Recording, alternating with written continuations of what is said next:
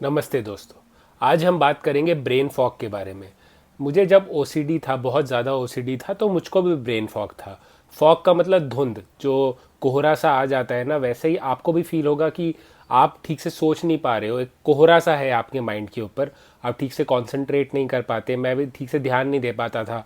तब मैं यूपीएससी वगैरह की तैयारी कर रहा था, तो मैं ठीक से मतलब पढ़ ही नहीं पाता था। मैं कुछ भी कोशिश कर लूँ, मुझे मेमोरी भी मेरे लॉस हो रही थी, मुझे याद नहीं रहती थी चीज़ें।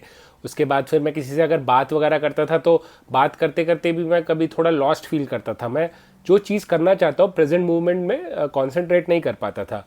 उससे पहले भी मैं मेडिकेशन ले रहा था, पर बीच में मैंने खुद ही रोक दी थी। फिर मैं वापस डॉक्टर के पास गया, मैंने मेडिकेशन ली, तो जब एसएसआरआई मेडिसिन दी थी तो मेरा ब्रेन फॉग और बढ़ गया। फिर जब मैंने डॉक्टर को बताया, तो मेरा एक तो विटामिन बी 12 का पहले वो टेस्ट किया गया, तो विटामिन बी 12 कम आया, तो उससे भी उन्होंने कहा था कि ब्रेन फॉग होता है। एंड ऑल्सो उन्होंने फिर मुझे ओमेगा 3 के कैप्सूल्स भी दिए। तो ये मेरी मतलब मेरे ऊपर इस पर काम किया। आपको अपने डॉक्टर से बात करनी चाहिए। पर मेन जो ब्रेन फॉग होता है, जो उन्होंने मुझे बताया कि जैसे आपको मेंटल हेल्थ इश्यूज़ है, ओसीडी में इतने थॉट्स आएंगे, इतने थॉट्स आपके दिमाग में है। सोचो एक मतलब एक कमरा है, और कमरे में पहले ही इतने सारे थॉट्स हैं, तो नए थॉट्स जाएंगे कैसे? आप मेमोरी कैसे डालोगे? आप याद कैसे रखोगे? कंसंट्रेट कैसे करोगे?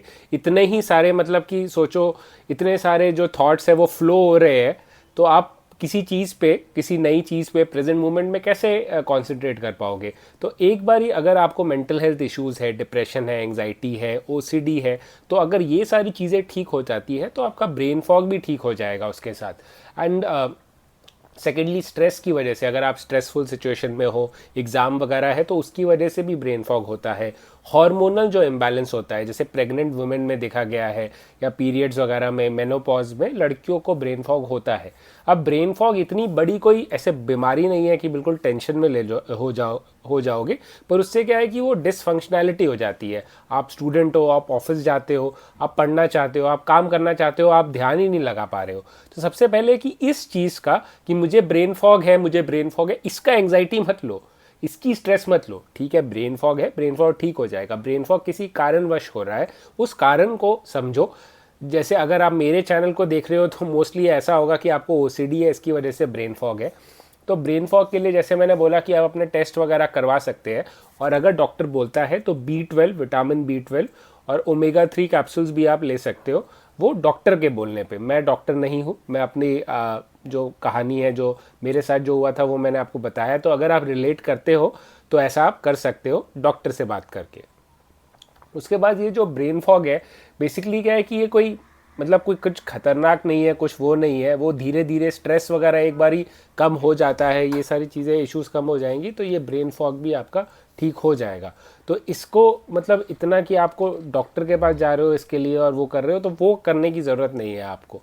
तो वो चीज़ है कि सिर्फ ब्रेन फॉग के लिए आपका जो अंडरलाइंग इशू है, जैसे ओसीडी है, डिप्रेशन है, एंग्जाइटी है, उसको अगर आप जब जाते हो डॉक्टर को, तो आप बताओ ब्रेन फॉग के बारे में, तो ब्रेन फॉग जो है वो उस पर वो काम करेंगे, उस पर मतलब वो आपको हेल्प करेंगे ब्रेन फॉग के लिए। जैसे प्रेग्नेंट वुमेन, वैसे मैंने बताया, उनको भी ब्रेन फॉग हो जाता है। ब्रेन फॉग में बेसिकली जैसे मैंने बताया, धुंध वाली चीज़ की, आप थोड़े कंफ्यूज हो जाते हो, आप कर नहीं पाते, आप कॉन्सेंट्रेट नहीं कर पाते। कॉग्निटिव, जो कॉग्निटिव मतलब थॉट्स, आपका इशू होता है कि आप चीज़ें याद नहीं रख पा रहे हो, कॉन्सेंट्रेट नहीं कर पा रहे हो, प्रेजेंट मूवमेंट में नहीं रह पा रहे हो। और जब प्रेजेंट मूवमेंट में ना रहना और ये कॉन्सेंट्रेशन इशू, तो मेडिटेशन आपको बहुत हेल्प करेगी।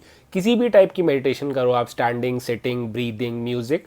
मेडिटेशन जो है वो आपको कॉन्सेंट्रेशन आपकी बेटर करेगा, तो ब्रेन फॉग में ज़रूर हेल्प करता है। मुझे भी हेल्प किया था। मैंने मेडिटेशन, मैं गाइडेड मेडिटेशन बेसिकली करता हूँ ब्रीदिंग का, कि मैं अपने जो सांस है उस पर ध्यान देता हूँ, सांसों पे। तो वो आप ट्राई कर सकते हो।